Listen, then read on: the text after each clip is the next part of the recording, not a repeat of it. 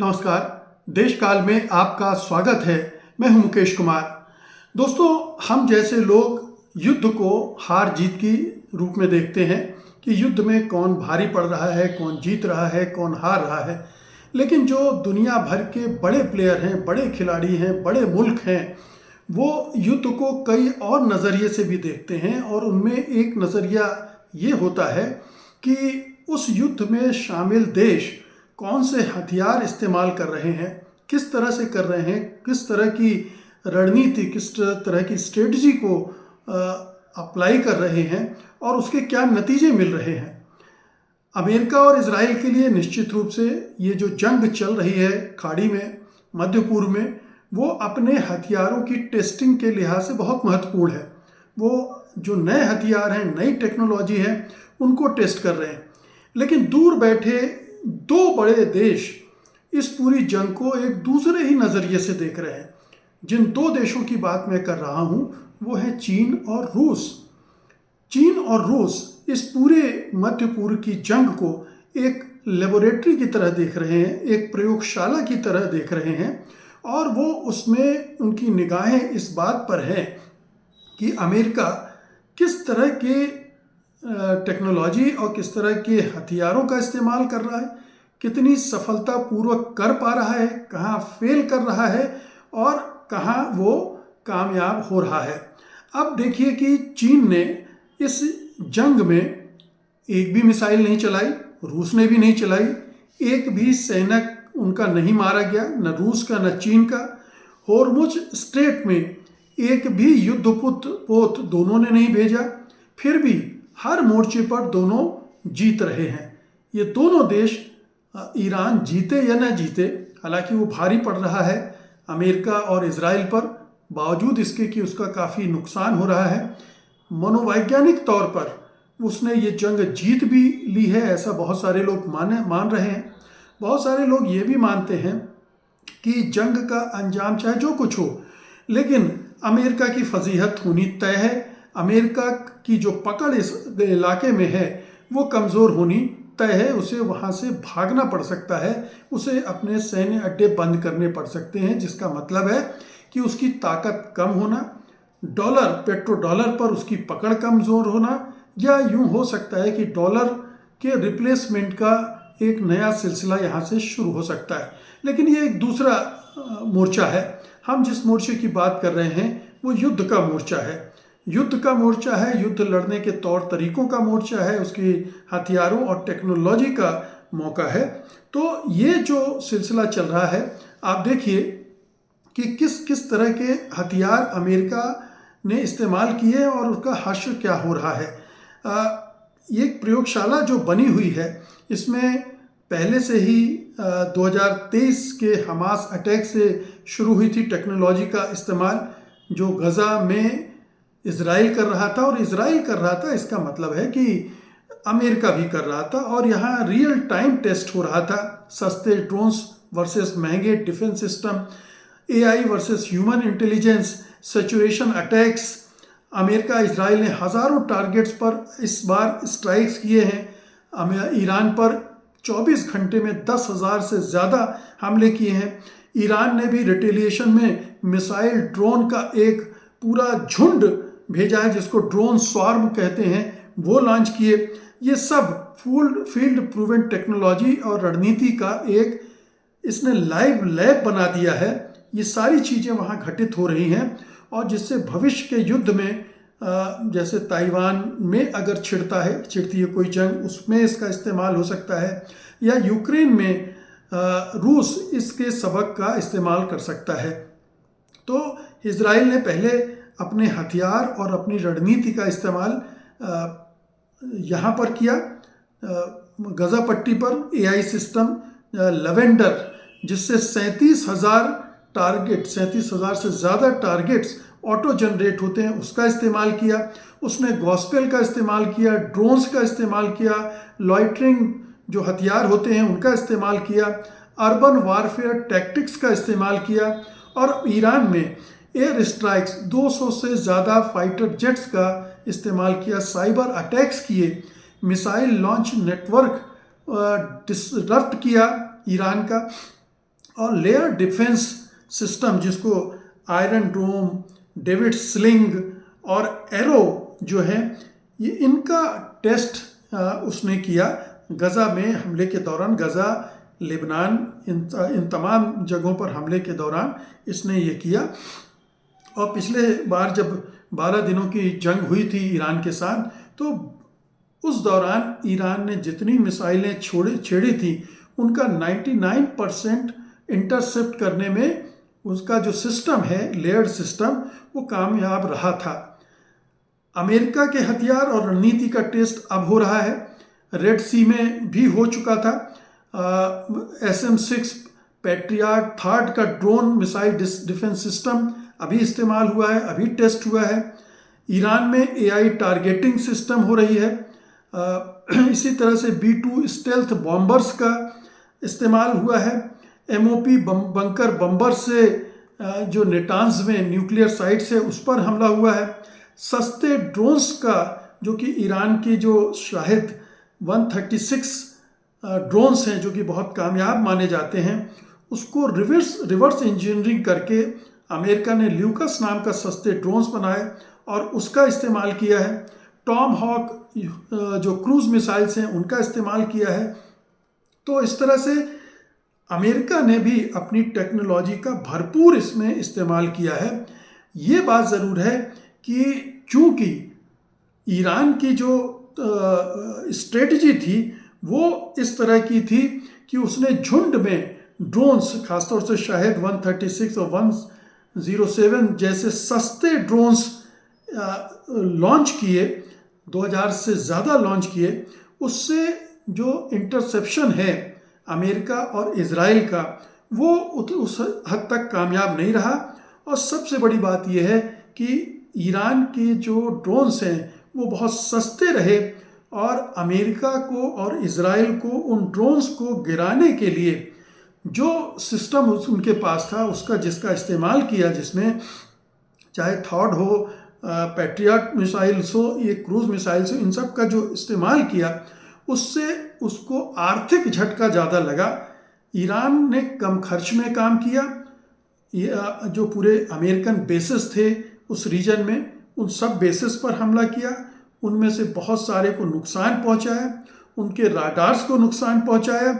और यहाँ तक कि बेशक इज़राइल 90% तक इंटरसेप्ट कर लेता है ईरान के ड्रोन और मिसाइल्स को, बैलिस्टिक मिसाइल्स को, लेकिन 10% भी अगर उस छोटी सी आबादी में, छोटे से खित्ते में, क्षेत्र में इज़राइल की गिरती हैं तो उससे भी भारी नुकसान होता है और उसने वो नुकसान किया है। तो ईरान की स्ट्रेटजी थी कि सस्ते हथियार का इस्तेमाल करके और ढेर सारे इस्तेमाल कर भेजो, और अमेरिका और इज़राइल उनको नष्ट करने के लिए महंगे मिसाइल सिस्टम, इंटरसेप्टर्स का इस्तेमाल करें, उनको नुकसान हो और उनका जखीरा जो है वो लगातार कम होता जाए। और हम सब जानते हैं कि ये अब प्रूव हो गया है कि इज़राइल और अमेरिका के पास इंटरसेप्टर्स की कमी होती जा रही है, और अगर ये युद्ध एक आध महीने और खिंच गया तो उनके लिए बड़ा मुश्किल होगा ईरान का सामना करना। इस बीच में चीन के जो बाइड्यू सैटेलाइट नेविगेशन सिस्टम है उसने ईरान को बहुत मदद दी है, जिससे उसके जो टारगेट्स हैं उसमें ज़बरदस्त एक्यूरेसी मिली है और उससे जो अमेरिका और अमेरिकन बेसेस हैं उनको भारी नुकसान पहुंचा है। तो GPS सिस्टम जो वेस्टर्न सिस्टम है उससे उसने स्विच ओवर करके चीनी सिस्टम पर आया और उसका इस्तेमाल करके उसने ये फ़ायदा है। तो ये मोटे तौर पर इस इलाके में हथियारों की के इस्तेमाल की प्रयोगशाला, जो जंग की प्रयोगशाला है, थिएटर ऑफ वॉर है, वहाँ पर लेबोरेटरी ऑफ वॉर है, वहाँ जो कुछ हो रहा है उससे तरह तरह के लेसन्स ये ले रहे हैं। हमें तो ये मोटे मोटे तौर पर, लेकिन जो विशेषज्ञ हैं वो कह रहे हैं कि जो पीपल्स लिबरेशन आर्मी है चीन की, उसने 5 बड़े लेसन इससे लिए हैं। पहला तो है सबसे खतरनाक इनर एनिमी इन्फिल्ट्रेशन। मोसाद और CIA ने ईरान की रिजीम को भेज दिया। ये एक चैलेंज है कि कैसे मोसाद घुसपैठ करके अंदर से नुकसान पहुंचाता है और वो चीन का जो एक्सपोर्टेड सर्विलांस सिस्टम था उसको भी बाईपास कर गए थे। तो मोसाद और CIA जैसी एजेंसी से कैसे निपटना है, ये PLA को पहला सबक मिला कि वो चीन में या रूस भी मान लें वहाँ भी घुसपैठ कर सकते हैं और इस तरह से नुकसान पहुँचा सकते हैं। यूरोप के कई देशों में भी ये इस युद्ध के ज़रिए सीखा है, चाहे भले ही वो अमेरिकन कैंप के हों। दूसरा, डिप्लोमेसी पर भरोसा न करें। ट्रंप से बातचीत करने का कोई फ़ायदा नहीं। अमेरिका पर भरोसा नहीं किया जा सकता है। आप उसके साथ कोई समझौता कर लें, कोई संधि कर लें, लेकिन वो भरोसेमंद नहीं है और बातचीत के बीच में भी अटैक कर सकता है, जैसे ट्रंप ने इस बार किया। फिर तीसरा जो है सुपीरियर फायर पावर का लॉजिक कि ओवरवेलमिंग स्ट्राइक्स जीतते हैं, ये भी नहीं चलता है कि आप बहुत सारे स्ट्राइक कर देंगे तो आप जीत जाएंगे। ये भी एक मिथ है। आप कैसे स्ट्रेटजिकली अपने फायर पावर का इस्तेमाल करते हैं, जैसे ईरान कर रहा है, उससे भी तय होता है कि युद्ध किस दिशा में आगे बढ़ेगा। फिर चौथा है प्रोपेगेंडा का भ्रम। रिजीम की विन नैरेटिव फेल, मतलब रिजीम चेंज कर देंगे, हम रिजीम को ख़त्म कर दिया और हम जीत गए, ये एक जो प्रोपेगेंडा था वो ध्वस्त हो गया अमेरिका का। और ये एक बड़ा सबक है कि रिजीम चेंज करना हर जगह आसान नहीं है और जिसे आप रिजीम कह रहे हैं हो सकता है कि वो रिजीम का एक छोटा सा हिस्सा हो और रिजीम इतनी डिसेंट्रलाइज कर दी जाए कि आप उसको उखाड़ कर फेंकने में नाकाम रहें, नामुमकिन हो जाए आपके लिए, जैसे ईरान में हो रहा है। और पांचवा है सेल्फ रिलायंस बहुत ज़रूरी है। अपने ऊपर आत्मनिर्भर बनना बहुत ज़रूरी है। वैसे तो ये जो 5 लेसन्स हैं ये चीन या रूस भर के लिए नहीं है, ये लेसन्स भारत को भी सीखने चाहिए। लेकिन हमारे महामहिम को चुनाव लड़ने से फुर्सत मिलेगी तब ये लेसन सीखे जाएंगे, तब सेना को ये निर्देश मिलेंगे, सेना का फोकस उसमें आएगा।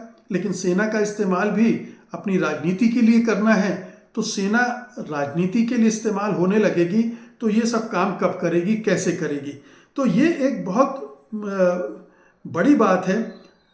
जो मुख्य टेस्ट हुए हैं इनके बारे में भी ज़रा समझ लेते हैं। मिसाइल सैचुरेशन स्ट्रेटजी, सस्ते ड्रोन से राडार को नुकसान पहुंचाओ और महंगे जो इंटरसेप्टर्स हैं दुश्मन के उनको ख़त्म करो और रियल मिसाइल से पेनिट्रेट करो। ये ईरान की जो स्ट्रेटजी थी वो कामयाब स्ट्रेटजी की बात कर रहा हूँ। यूएस के राडार के परफॉर्मेंस क्या रहे हैं, ये इस जो लेबोरेटरी की लैब है जंग की, उससे ये एक अर्थ निकलता है, क्योंकि बहुत सारे राडार को नष्ट करने में कामयाब रहा है ईरान। कतर में $1 बिलियन का बेस्ट राडार लगाया गया था अमेरिका की तरफ से, उसको उसने पूरी तरह से नाकाम कर दिया है। फिर AI टारगेटिंग है, जो आपके एम्यूनिशंस हैं, हथियार गोला बारूद है, उसका स्टॉक कितना हो, कितने, जब आप जंग में जाएं, अमेरिका के पास टॉम हॉक इंटरसेप्टर स्टॉक खत्म हो चुका है। जंग के पर जाने के पहले ये कैलकुलेशन तो होना चाहिए। इसीलिए अमेरिका के जो पेंटागन में बहुत सारे मतभेद उभर आए हैं कि ये तो युद्ध में जाने की तैयारी नहीं थी और आपको धकेल दिया गया। तो पूरे डेटा इकट्ठे करना, उसकी तैयारी करना, ये सब करने की ज़रूरत होनी चाहिए थी, जो उसने नहीं की। अगर रूस की लिहाज से देखें तो वो ईरान को सैटेलाइट इंटेलिजेंस दे रहा है, टेक्निकल सपोर्ट दे रहा है, ईरान को रियल टाइम यूएस की पोजीशंस के डेटा दे रहा है। और इसका सबक ये है कि US decapitation ops, leadership strike, counter drone tactics, air defence penetration और अपने S-300 जैसे सिस्टम को वो कितना कामयाब रहा है अमेरिकी और इजराइल हमलों को रोकने में, उसको भी वो एसेस करके अपने सिस्टम को भी इम्प्रूव कर सकता है। और हालांकि भारत ने S-400 का अच्छा इस्तेमाल किया था ऑपरेशन सिंदूर के समय, लेकिन अपने सिस्टम को और इम्प्रूव करने के लिए भी इस तरह के जंग से सबक सीखे जा सकते हैं और रूस ने ये सीखा होगा।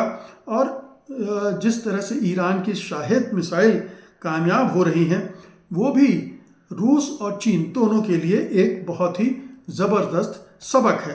तो ये पूरी जो चीज़ें हैं, ये एक पूरे चीन और रूस के लिए एक बहुत बहुत बहुत बढ़िया मौके थे। उन्होंने देख लिया कि थाड का जो एंगेजमेंट रेंज है वो क्या है, अमेरिकन जो रीपर ड्रोन हैं उनकी क्या कमज़ोरियां हैं, इलेक्ट्रॉनिक वारफेयर के काउंटर मेजर्स किस तरह के इस्तेमाल हुए हैं, F-35 का जो टारगेट रेट है वो क्या है, B-2 की जो एमिशन सिग्नेचर्स हैं जिन्हें एक चीनी कंपनी पहले ही डिटेक्ट कर चुकी है, वो उसको एनालाइज करने का समय है। और हर जो डाटा पॉइंट PLA को हासिल करने में अगर PLA लगती या चीन या रूस लगते, अमेरिका के जो युद्ध संबंधी डाटा को इकट्ठा करने में अगर उन्हें इस काम के लिए 10 साल लगते, तो इस जंग की बदौलत उन्होंने ये 15-16 दिन में कर लिया है। तो ये एक बड़ा फ़ायदा है इस युद्ध से। जो युद्ध में शामिल नहीं है, जिनका कोई एक सैनिक मैदान ज़मीन पर नहीं है, कोई एक एयरक्राफ्ट नहीं जा रहा है, कोई हथियार गोला बारूद ज़रूर दे रहे हैं, लेकिन कोई युद्ध पोत कोई कुछ भी नहीं जा रहा है, लेकिन उन्हें ये फ़ायदा हो रहा है इस जंग से, और इस जंग का वो भरपूर फ़ायदा उठा रहे हैं। क्या भारत को इसका फ़ायदा नहीं उठाना चाहिए? क्या भारत के जो डिफेंस एक्सपर्ट्स हैं, जो हमारे हथियार बनाने वाले संस्थान हैं, DRDO वगैरह, जो इसरो वगैरह हैं, जो इसमें मदद करते हैं, वो तमाम जो मिसाइल सिस्टम डेवलप कर रहे हैं, क्या उन्हें इस पूरे युद्ध को स्टडी नहीं करना चाहिए और उसके हिसाब से अपनी योजना नहीं बनानी चाहिए? ये एक बड़ा सबक है। दूसरे से हथियार खरीद कर युद्ध लड़ना अलग बात है, लेकिन इस तरह के युद्ध से सबक लेकर अपने हथियारों को ज़्यादा धारदार कारगर बनाना एक अलग बात है। बहुत बहुत शुक्रिया आपका। धन्यवाद। नमस्कार।